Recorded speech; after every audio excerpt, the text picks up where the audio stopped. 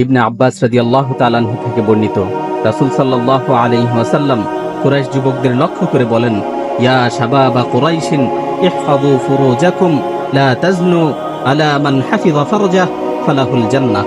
হে কুরাইশের যুবকেরা, তোমরা তোমাদের লজ্জাস্থানকে হেফাজত করো, তোমরা জিনা ব্যভিচার করো না। জেনে রাখো, যে ব্যক্তি তার লজ্জাস্থানকে হেফাজত করবে তার জন্য জান্নাতের নিশ্চয়তা রয়েছে। অপর এক বর্ণনায় এসেছে, রাসূল সাল্লাল্লাহু আলাইহি ওয়াসাল্লাম বলেন, ইয়া ফিতয়ানা কুরাইশিন লা তাজনু ফাইন্না মান সালিমা লাহু শাবাবুহু দাখালাল জান্নাহ। হে কুরাইশের যুব সম্প্রদায়, তোমরা জিনা ব্যভিচার করো না।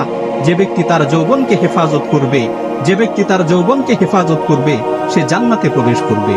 সহিহ বুখারীতে বর্ণিত হয়েছে, রাসূল সাল্লাল্লাহু আলাইহি ওয়াসাল্লাম বলেন, মাইয়াযমানু লি মা বাইনা লিহিয়াইহি ওয়া মা বাইনা রিজলাইহি তাযাম্মানতু লাহু বিল জান্নাহ। যে ব্যক্তি আমাকে দুই চোয়ালের মাঝে অবস্থিত জিহ্বা ও দুই উরুর মাঝে অবস্থিত লজ্জাস্থানকে হেফাজতের নিশ্চয়তা দিবে, আমি তাকে জান্নাতে প্রবেশের নিশ্চয়তা দিব। উবাদা বিন সামিত রাদিয়াল্লাহু তাআলা আনহু বর্ণনা করেন, রাসূল সাল্লাল্লাহু আলাইহি ওয়াসাল্লাম বলেছেন, ইদমানু লি সিত্তাম মিন আনফুসিকুম আযমানু লাকুমুল জান্নাহ, উসদুকু ইযা হাদাসতুম ওয়া আউফু ইযা ওয়া'আদতুম ওয়া আদ্দু ইযা তুমিনতুম ওয়াহফাযু ফুরুজাকুম ওয়া গুদ্দু আবসারাকুম ওয়া কুফফু আইদিয়াকুম। রাসূল সাল্লাল্লাহু আলাইহি ওয়াসাল্লাম বলেন, তোমরা আমাকে 6টি জিনিসের ব্যাপারে নিশ্চয়তা দাও, আমি তোমাদেরকে জান্নাতে প্রবেশের ব্যাপারে নিশ্চয়তা দিব। সেই 6টি বিষয় হচ্ছে, তোমরা যখন কথা বলো তখন সত্য কথা বলবে, তোমরা যখন কোনো বিষয়ে ওয়াদা করো, তোমরা যখন কোনো বিষয়ে অঙ্গীকারবদ্ধ হও তখন অঙ্গীকারকে পূর্ণ করবে, তোমাদের কাছে যখন আমানত রাখা হয় তখন আমানতকে ঠিক মতো আদায় করবে, তোমরা তোমাদের লজ্জাস্থানকে হেফাজত করবে, তোমরা তোমাদের দৃষ্টিকে সংযত রাখবে এবং অন্যায় কাজ থেকে তোমাদের হাতকে বিরত রাখবে। এই 6টি বিষয়ে যদি তোমরা আমাকে নিশ্চয়তা দিতে পারো, আমি তোমাদেরকে জান্নাতে প্রবেশের ব্যাপারে নিশ্চয়তা দিব। আল্লাহু আকবার। রাসূল সাল্লাল্লাহু আলাইহি ওয়াসাল্লাম কত সুন্দর কথা বলেছেন। রাসূল সাল্লাল্লাহু আলাইহি ওয়াসাল্লাম দৃষ্টিকে হেফাজত করতে বলেছেন, অথচ আজকে তোমরা এই দৃষ্টিকে খারাপ কাজে ব্যবহার করছো।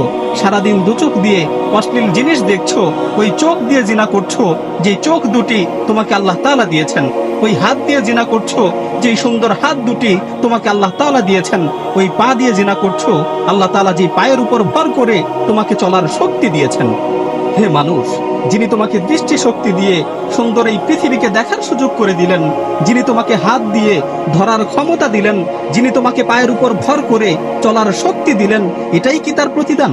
আল্লাহ তাআলা কি এজন্যই তোমাকে এত উত্তম আকৃতিতে সৃষ্টি করেছেন? যে স্রষ্টা মায়ের গর্ভ থেকে আজ পর্যন্ত তোমার রিজিকের ব্যবস্থা করে আসছেন, এটাই কি সেই মহান প্রতিপালকের প্রতিদান? হে মানুষ, তুমি কি এভাবেই আল্লাহর অনুগ্রহকে অস্বীকার করলে? হে মানুষ, কে তোমাকে চলার ক্ষমতা দিয়েছেন? কে তোমাকে ধরার ক্ষমতা দিয়েছেন? কে তোমাকে শোনার ক্ষমতা দিয়েছেন? কে তোমাকে দৃষ্টি শক্তি দিয়েছেন? কে তোমার শিরায় উপশিরায় রক্তগুলোকে সঞ্চালন করছেন?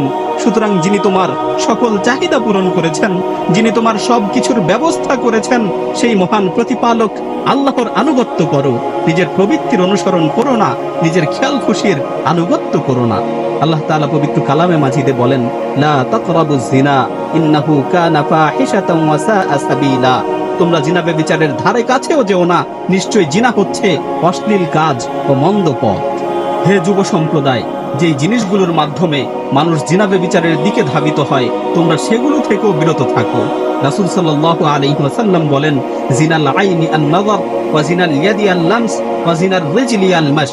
চোখের জিনা হচ্ছে দৃষ্টি দেয়া, হাতের জিনা হচ্ছে স্পর্শ করা, পায়ের জিনা হচ্ছে জিনার দিকে অগ্রসর হওয়া, জিনার দিকে ধাবিত হওয়া। আজকে আমাদের দ্বারা চোখ, কান ও হাত পায়ের জিনাই বেশি হয়ে থাকে, সুতরাং এগুলো থেকেও আমাদের বেঁচে থাকতে হবে। হে আল্লাহ, আমাদের যৌবনকে হেফাজত করার শক্তি দাও, যৌবনের শ্রেষ্ঠ সময়গুলোকে তোমার দ্বীনের পথে ব্যয় করার তৌফিক দাও। হে আল্লাহ, আমাদের হাতগুলো যাতে এমন কাজেই ব্যবহৃত হয় যে কাজগুলোকে তুমি পছন্দ করো। হে আল্লাহ, আমাদের কান দিয়ে যাতে এমন কিছুই শুনি যেগুলোকে তুমি পছন্দ করো, আমাদের চোখ দিয়ে যাতে এমন কিছুই দেখি যেগুলোকে তুমি পছন্দ করো। হে আল্লাহ, আমাদের যৌবনকে হেফাজত করার তৌফিক দান করো।